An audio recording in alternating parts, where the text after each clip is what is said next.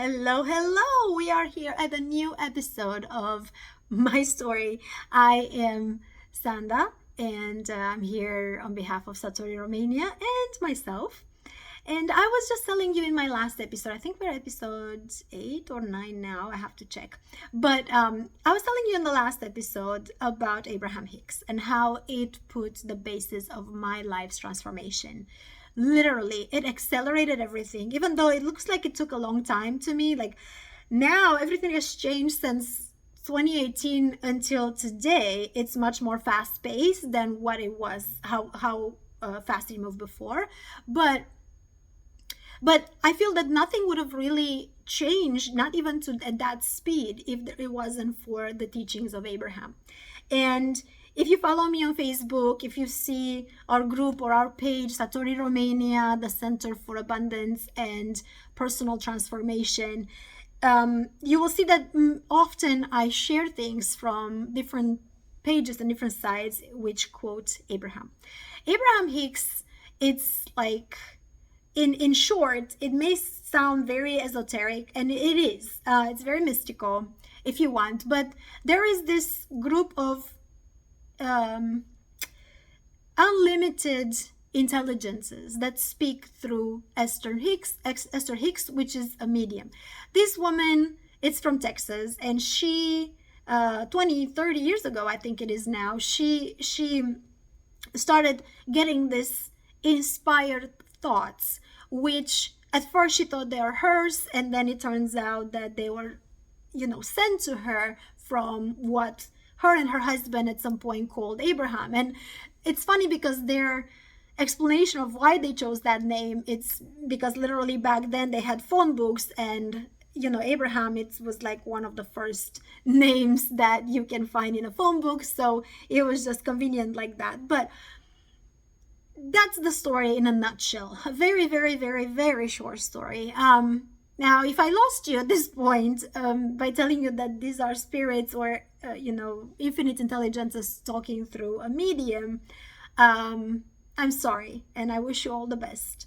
But Abraham Hicks has an amazing message, an amazing power. And they're not the first ones, right? There was Dr. Wayne Dyer, and there was Seth before that, and there are many other humans that were, acting as mediums.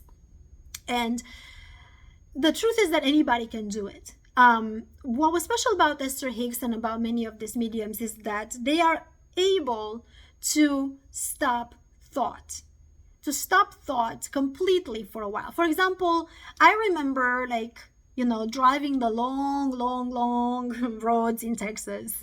And, you can drive 3-4 hours in one direction and see nothing different. Like literally it looks the same. You're on a highway and you're just cruising.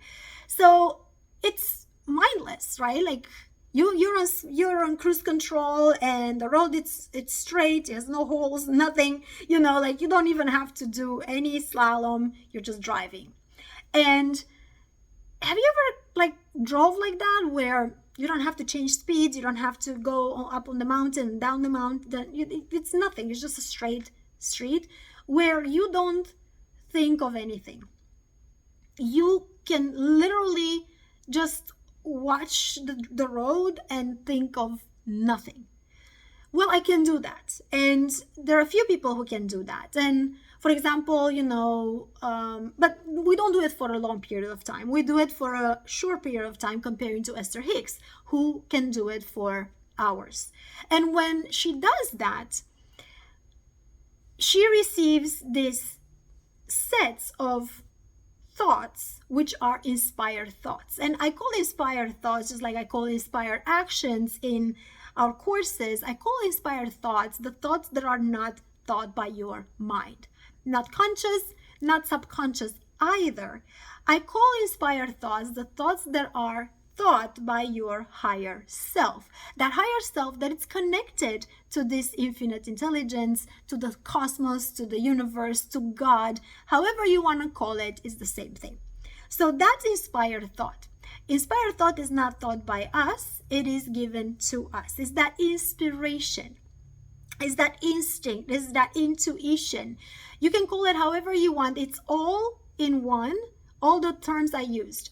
For example, you can feel inspired, you can grasp, you can pay attention to inspired thought right when you wake up from a nap or from your sleep at night, right? So when you wake up in the morning, before your conscious and subconscious mind start working, you can actually, if you pay attention, for some people maybe 5 seconds, for some people maybe 15 seconds, you have that time in between waking up and gaining consciousness, right? Your conscious mind awakes too, right? Like that in like little portion there in which you can get amazing ideas if you plug into your cosmic self, right? I know this may sound crazy for some of you, but this is how it is, and this is how Satori Romania came to me, for example, and many other good ideas since then and before then. So if we stay open and if we understand, like Abraham says, that we are part of this infinite consciousness, we are part of this one consciousness, all of us, the animals, the plants, the trees, even your phone, your desk, everything that is around us, it's consciousness, and we are all part of it. And this is the first law of the universe, this first universal law. It's a very, very important law, because once you learn this, well, you really, really, for one, eliminate conflict. Like if you are part of everything and everybody, then and everybody and everything, it's part of you, and we are all one, then you understand the power that you have within yourself, right? Because we are part of the group consciousness, the one consciousness of the universe, but we also have our own power for our own consciousness, because we have our mind. And so we have the choices, just like in the Bible says, just like, you know, Jesus says, you can choose, you have choices. And that's exactly what this Abraham says, and this universal law says, that we are part of the one consciousness, we're all one, and we have individual consciousness as well on which we can act. And so when we are connected to this divine consciousness, then we act inspired, which means that we don't feel so tired when we come from work. If we're doing things which are inspired, like for example, me growing Satori Romania in just a few months to the point to where it is today, it was an inspired idea. It was an inspired thought. And not only that, but the moves that I took, most of the moves that I made afterwards were literally like me being in front of a puzzle in which the pieces would move on their own at their own place. Like I needed help with this, so this person showed up. I needed help with this, so this person showed up. I needed these funds, and these funds just came my way. I needed, like, whatever it is that I needed and I thought I wanted was for Satori Romania to happen, just happened to come my way. So this is the inspired action, when you're actually basing your behaviors on these inspired ideas, which, like I said, come from connection with the higher source. And this is what Abraham really is all about. It's all about the fact that it explains pretty well, that I understand now, the fact that we being here, we chose to be here in this form, in this shape, and then we,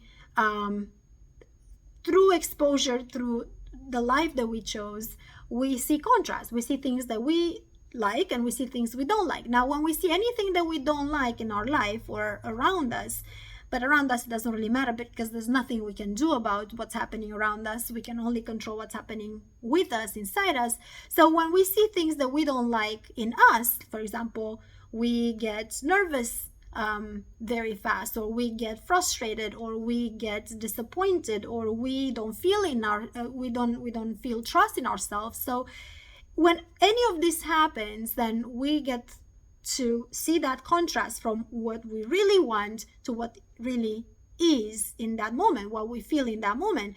And when we feel something that we don't like or we don't want, automatically there is a desire for the opposite of it, because of the law of polarity, right? Like everything is on one spectrum, and we are what we want and what we don't want are at the end of the same spectrum, are two ends, both ends of the same spectrum. So for example, being very rich and being very poor, right? Or being rich and poor, they are on the same spectrum but at different ends. So once you see what you don't want, now it's already automatically put a desire towards what you do really want.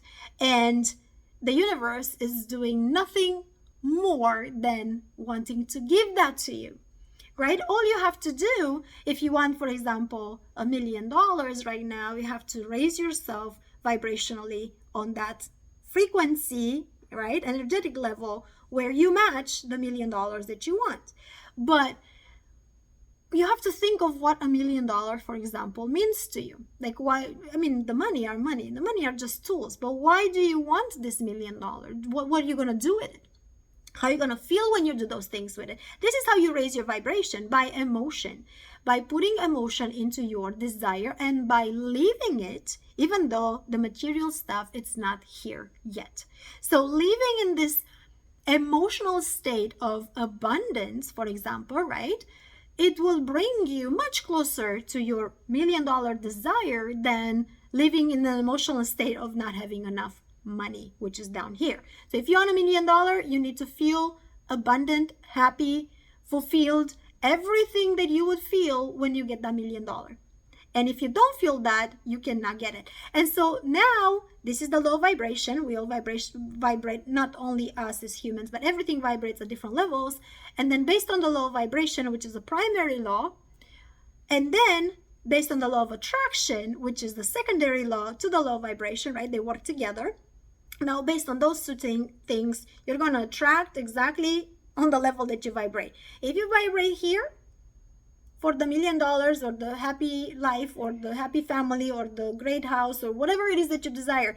But if you feel that satisfaction and that joy and that happiness that you already have it, right? If you feel that emotion, you're going to attract it. If you don't feel that emotion, you're going to attract, based on the law of attraction and law of vibration, exactly what you vibrate. So it's very easy if you think about it. And this is exactly what Abraham is saying in different words. But then after reading Abraham, it turned out that there are many others, multi-millionaires these days, that have read not only Abraham, but Think and Grow Rich, and also, a whole bunch of other books that are all connected and all bringing together this power that we all have to create the future that we deserve and we are born for. So I'll tell you more about this and how I got to be where I am in the next episode.